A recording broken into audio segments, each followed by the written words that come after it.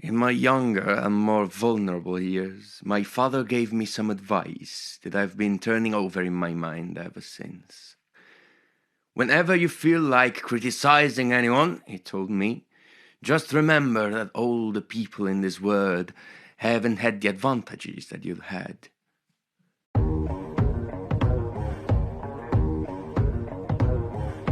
I woke up out of the ether with an utterly abandoned feeling and asked the nurse right away if it was a boy or a girl. She told me it was a girl, and so I turned my head away and wept. "All right," I said, "I'm glad it's a girl. And I hope she'll be a fool.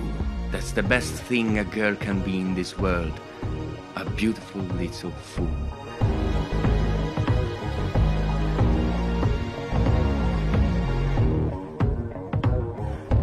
I wanted to get out and walk eastward toward the park. Yet, high over the city, our line of yellow windows must have contributed their share of human secrecy to the casual watcher in the darkening streets. And I was him too, looking up and wondering. I was within and without, simultaneously enchanted and repelled by the inexhaustible variety of life.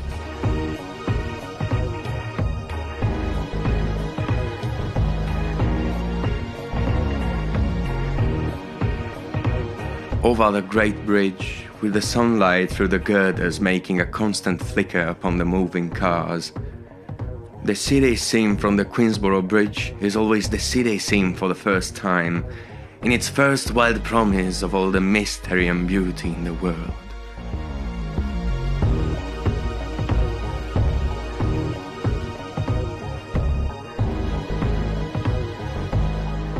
Gatsby hadn't once ceased looking at Daisy, and I think he revalued everything in his house according to the measure of response he drew from her well-loved eyes. Sometimes, too, he stared around at his possessions in a dazed way, as though in her actual and astounding presence, none of it was any longer real.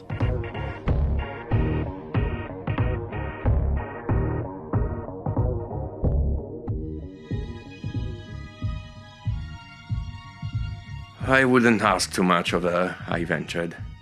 "You can't repeat the past." "Can't repeat the past?" he cried incredulously. "Why? Of course, you can." Daisy and Tom weren't happy, and neither of them had touched the chicken or the ale, and yet they weren't unhappy either. There was an unmistakable air of natural intimacy about the picture, and anybody would have said that they were conspiring together. He might have despised himself, for Gatsby had certainly taken her under false pretenses. He had deliberately given Daisy a sense of security.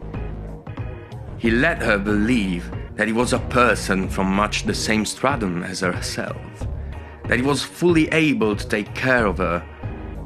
As a matter of fact, he had no such facilities. He had no comfortable family standing behind him, and he was liable at the whim of an impersonal government to be blown anywhere about the world.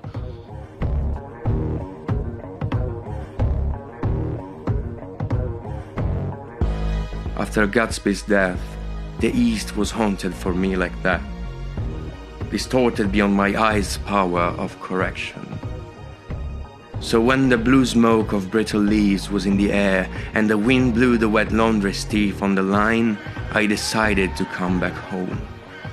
Gatsby believed in the green light, the augustic future that year by year recedes before us. He eluded us then, but that's no matter. Tomorrow we will run faster, stretch out our arms farther, and one fine morning